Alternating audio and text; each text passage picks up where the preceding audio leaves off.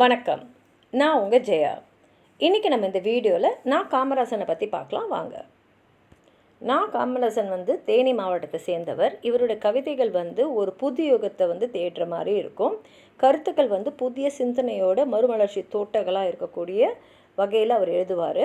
அவருடைய கவிதையில் பார்த்திங்கன்னா, நாங்கள் நிர்வாணத்தை விற்பனை செய்கிறோம் ஆடை வாங்குவதற்காக. அதாவது ஆடை வாங்கிறதுக்காக ஒருத்தவங்க நிர்வாணமாக இருக்காங்கன்றது எப்படி ஒரு அதிர்ச்சி தரக்கூடிய வரிகளாக இருக்குன்றது யோசிச்சு பாருங்கள். இது எழுதுனது அவர் தான். மாளிகைக்கு பர்மிட்டு சேரிக்கு மட்டும் கைவிலங்கு, இது என்ன நீதின்றது தான் இவருடைய கேள்வி.